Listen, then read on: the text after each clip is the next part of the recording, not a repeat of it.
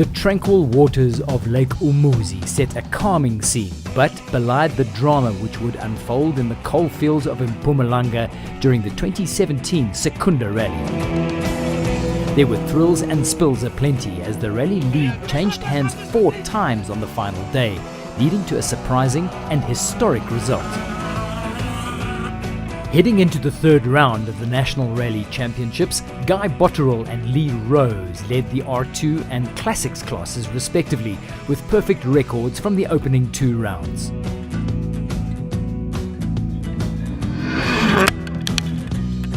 The roads for the Secunda rally were painstakingly prepared weeks ahead of the rally, but then, with 10 days to go, the region experienced torrential and unseasonable rain. The tracks had to be re-prepared, leaving large banks of graded soil on the sides of the road, and muddy sections which were sure to dry into daunting ruts as the rally progressed. The conditions would prove to be highly challenging and tough on the cars.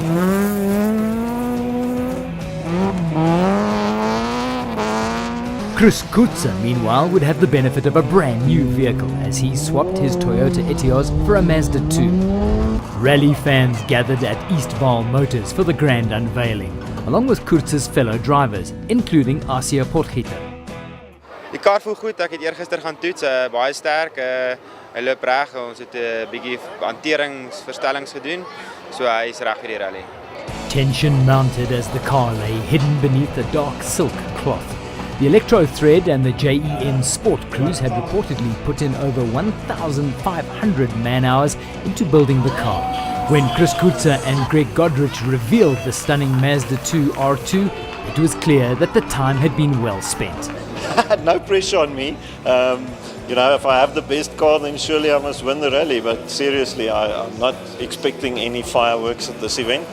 We expect there might be some weaknesses that we're not aware of yet. So we're going to keep a very realistic pace and just try and get it to the end. I think, all eyes are on us and certainly the brand and their expectations, and they really want to see us at the end, and I think that's what we're going to try and provide. With the excitement of the new car launch completed, the attention turned to the serious business of scrutineering. C-Track used the time to install their tracking and safety systems into all the Secunda rally cars. With the cars declared safe, the procession moved to Trisec Auto House in Trichard for the ceremonial start. George Smallberger will be sweeping the roads on day 1. Alongside Smallberger in the Shield Car Care Volkswagen Polo R2 was Chris Brand. As the first car on the road, the pair would not have to deal with any ruts created by other cars, but they would also not have any lines to follow.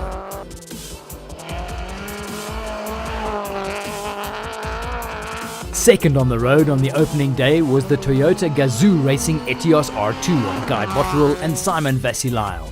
The duo had won both the previous rallies in Scottsboro and Sabi.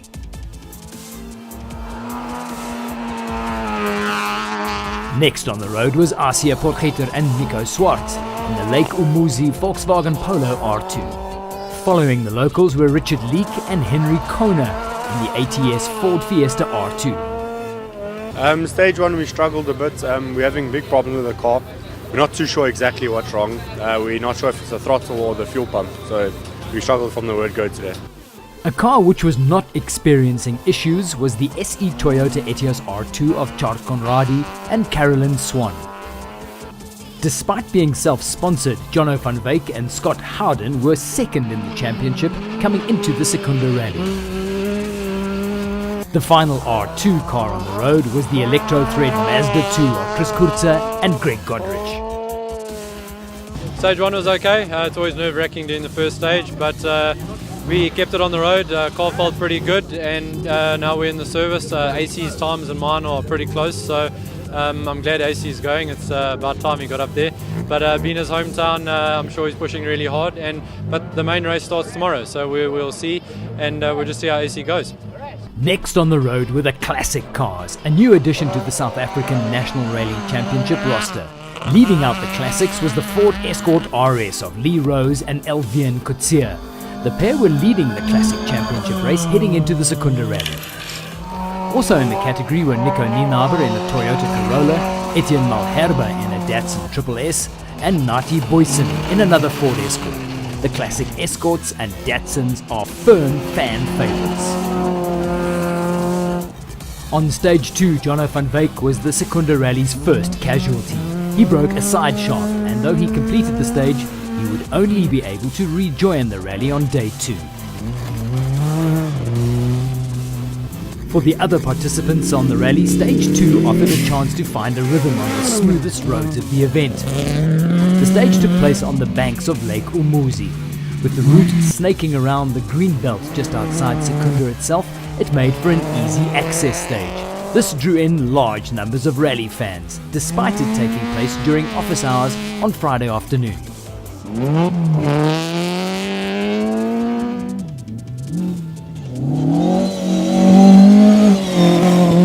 One man who had definitely found his rhythm was local hero Asia Porgita.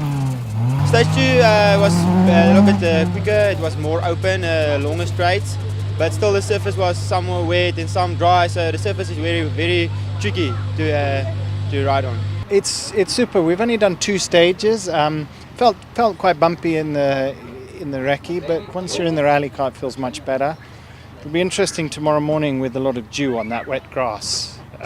There'll be almost no traction coming into the faster corners, so we'll have to be very careful. While the spectre of increasingly tricky conditions loomed for day 2, stage 3 still provided fast times. Asia Porgita topped the timesheets for the second stage running.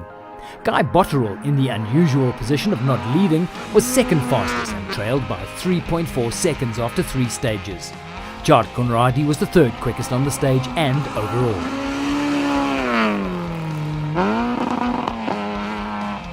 Lee Rose and Elvian Kutsia continued to make hay in the classic class, posting faster times than a number of the R2 cars. After 3 stages, Asia Porgita led his home rally over championship leader Guy Botterill, with Conradi in 3rd and the struggling Leek in 4th.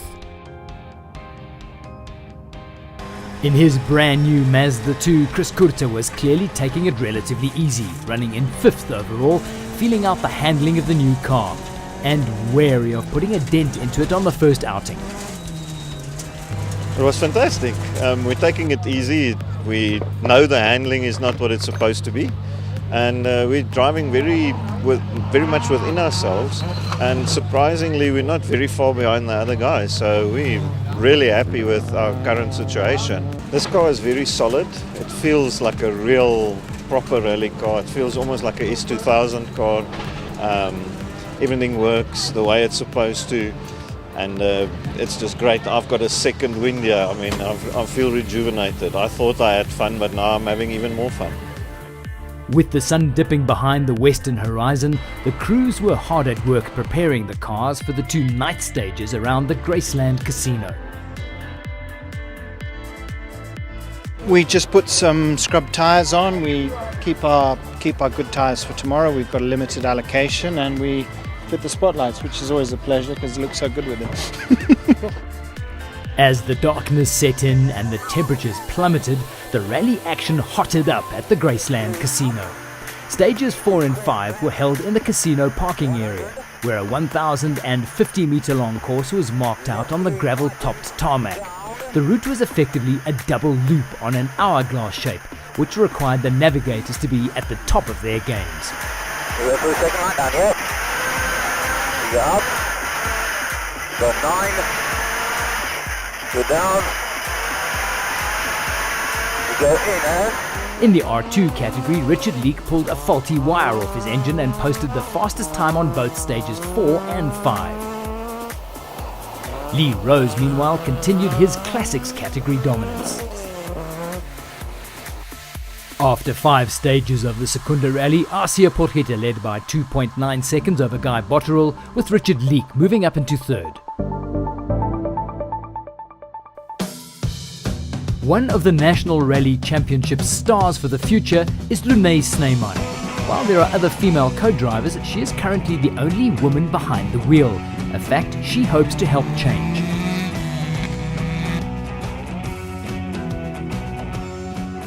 My name is Lune Snyman, and this is my car Bullet. It's It's a Toyota Taz 1620 valve, and my father is my navigator. He's Edward Stradom. Yeah, there's really no exception between a woman and a man rallying a car, so I would love to build on other women's dreams. There should be more women drivers in rally. At the Secunda Rally, Snyman was joined by Natasha Faree and co-driver Caro Storm on the start grid, though only Snyman completed both days, as Faree and Storm raced in the regional rally category. Day 2 of the rally kicked off with a super special stage on stage 6.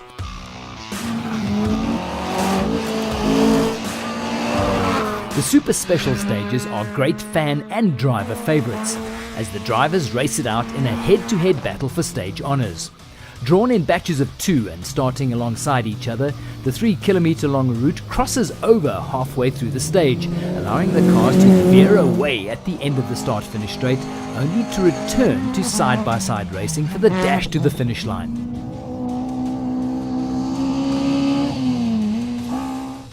Taking the stage honours by 2 seconds was Guy Botterill, as he cut Arcia Potgieter's rally lead to just 0.9 of a second. In third on the stage, having returned to racing under the Super Rally rules, was Jono van Wyk. On stage 7, it was clear there had been drama when Guy Botterill reached the water splash ahead of Arcia Potgieter. Potgieter had overshot a corner, cracked his windscreen on a fence and broke his wipers. Exiting the water, he did not see the next corner.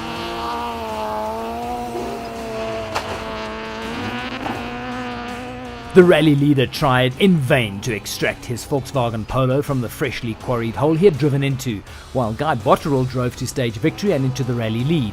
But his efforts proved in vain. Even with the fans' help, the Secunda resident could not get his car back onto the road. My car got out, guy went past me. And I was behind him in the water splash, just blind me in the window. I couldn't see it was cracked. So and then I went into the water. And now problems. Yeah, we now try to get water out of the engine, see if we can start it so we can go on. Though he eventually got his car out, the damage was too extensive for Potgieter to continue. Potgieter's misfortune was Botterill's gain, and he started stage 8 with a comfortable 45-second lead in the overall standings. The Toyota Gazoo racing team's consistency is usually such that a lead of that nature would see Botterill claim a comfortable victory at the end of the rally. But Richard Leake had other ideas. He was still looking to exert pressure on the new rally leader with a strong drive on stage 8. Jono van Wyk, meanwhile, was out of the running for overall victory, but he was setting fast stage times. Well, we started the rally with some bad luck, so we've been playing catch up all day, and we haven't been pushing too hard because we couldn't gain too much. So our goal was just to finish and conservatively get there. The ever-consistent Lee Rose was also running well in his Ford Escort RS, clocking another time faster than half the R2 competitors. Behind Rose, the minor classics podium places were more tightly contested between Marty Boyson in his Ford Escort, bearing the Digimag branding, and the fantastically restored Datsun SSS of Etienne Malherbe.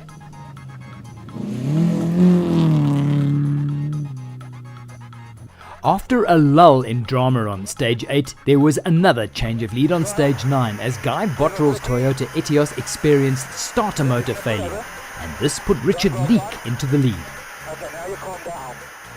We couldn't find the problem, so we tried to push start it, but we were on a very steep hill.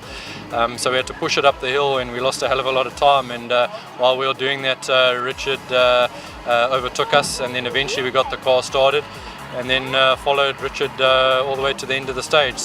But the car's fine now. It was just a wire that got damaged, I think, through the water splashes. So we're good to go again. Richard Leake's stage was not without incidents either once he had passed Botterill just after the start line.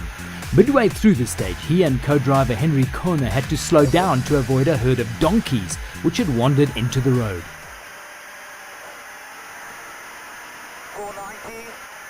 After 9 stages, Richard Leek held a lead of a minute on Chart Conradi, with Guy Botterill 1 minute and 20 seconds back.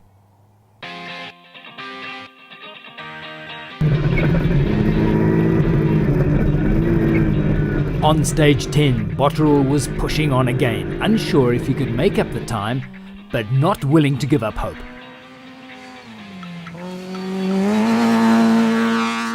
Leek, meanwhile, could afford to ease off the pace a little, which helped as his car was still not running totally smoothly.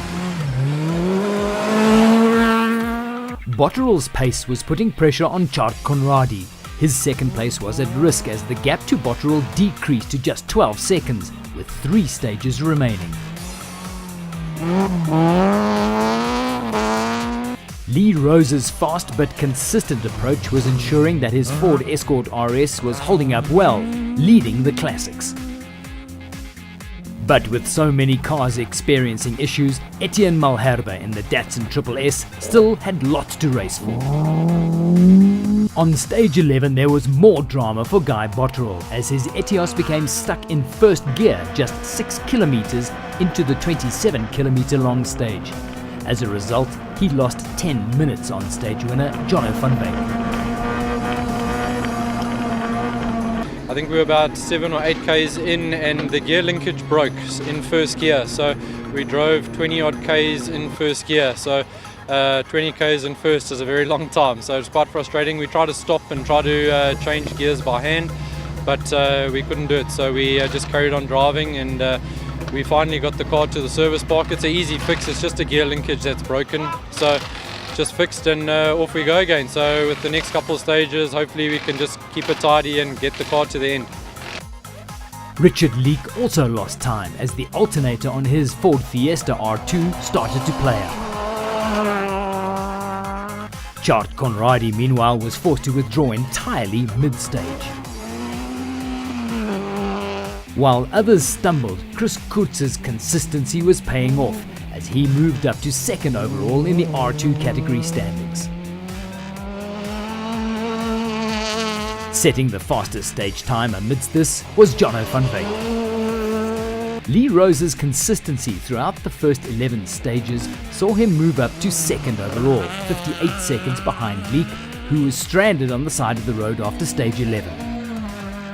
It's been a good day and I've driven well within my limits because it's very tricky out there with changing surfaces and changing traction levels, so they're very difficult to determine the braking points and easy to overshoot the corners. So we've driven at about 70% all day, watching the temperature too. Temperature's been getting hot because there's a lot of drag, a lot of loose clay soil. So I can't say I've driven at 100%, but I think it's paid off as well because we've run trouble-free. After 11 stages, Richard Leek led the Secunda rally, but it was unclear if he would be able to start stage 12. We haven't had the best rally. We're struggling with quite a bit of power in the car. Our cam bolt missing a tooth, so we're struggling a bit there, but otherwise not too bad. Leek missed his allocated time slot for stage 12, which cost him a 1 minute 50 second time penalty. He remained in the rally, but was out of the lead. This meant that Lee Rose, competing in the classic category in his 30-year-old Escort, was now the outright rally leader. By stage 13, Guy Botterill was still experiencing gearbox issues, but he limped his car home for championship points, while Jono van Beek stormed to a third successive stage victory. Like Rose, Chris Kurtzer was reaping the dividends of his issue-free rally, leading the R2 category. But the Secunda Rally's big winner looked to be Lee Rose in the Ford Escort RS. Nati Boyson's Escort was also proving tough enough to conquer the Secunda Rally, though 42 minutes slower than Rose's. Splitting the Escorts in the classic category was Etienne Malherbe in his Datsun SS. Rose's consistency saw him and co-driver Elvian Kutsia win not only their own class, but also take the overall victory at the Secunda Rally. Their win was celebrated by their fellow classic car podium finishers Etienne Malherbe and Matt Kohler, and Nati Boyson and Rudolf Pretorius. The R2 category victory was sealed by an elated Chris Kurzer. The Mazda driver could hardly believe he had secured his first ever rally win. I can't describe it, it's fantastic. I've been a rally fanatic since a young age. I was a service crew boykie for some of the greats, Sarah van der Merwe, Serge Damso. To think that I'd ever stand, I can't believe it. That's brilliant. Yeah, we just played consistency, and unfortunately other guys had bad luck. So we ended up picking up, I think, 4th position or so in our class. So yeah, some good championship points for the end of the year. Following the Secunda rally, a select group of rally fans who had won a spin in a rally car thanks to Secunda Bulletin newspaper were treated to a quick blast around the Lake Umuzi stage. Yeah, it was excellent. Once in a lifetime opportunity. I would prefer it for anyone, and I'm not afraid of speed, and he's a very good driver, I'll give it to him. I come from a drifting background and I wanted to go with him with a rear wheel drive. Man, this is an adrenaline rush. Anybody who wants to do this, go for it. I just hope I could be able to build a car and compete competitively with him as well. But it's awesome, awesome, awesome. Anyone, go for it. After 13 hard-fought stages, this is how the Secunda Rally's overall classification played out, with Lee Rose taking the outright victory. Rose was also victorious in his own category, of course, taking the win over Etienne Malherbe and Matt Kohler by 19 minutes. We're quite glad that the rally's over and we made it to the end, but all credit must go to Chris Kurzer and the Mazda and Gem Sport for building a fantastic car, and I think first time out I think they've won it, so it's really good, and it's good for the sport, and we're quite happy, and we we had a bad day and we finished 3rd, so it's not so bad. PE is always a good rally, nice flowing stages. There's quite a bit of work to do on the car when you sort out all the small little problems, but we'll be back there fighting hard. The R2 category proved a war of attrition from which Chris Kurzer emerged victorious over Richard Leek and Guy Botterill, who both managed to limp their cars to the finish line.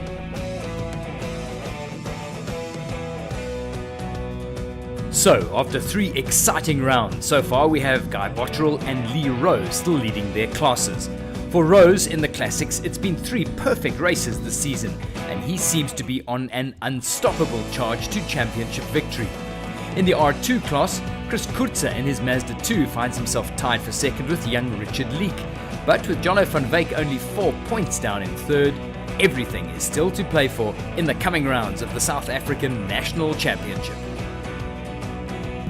The South African National Rally Championship pauses after the Secunda Rally for a brief winter hiatus, before returning on the 21st and 22nd of July for the Algoa Rally.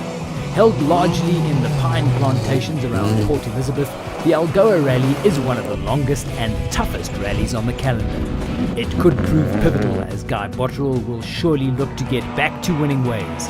But Richard Leek, Jono van Wyk, Asia Potgieter and now Chris Kurzer will all be out to stop the reigning champion from repeating his 2016 victory. Between then and now, be sure to follow SA Rallying on Facebook, Twitter and Instagram to get your regular local rallying fix. And visit sarallying.co.za for more information. This has been the Secunda Rally. Thanks for watching.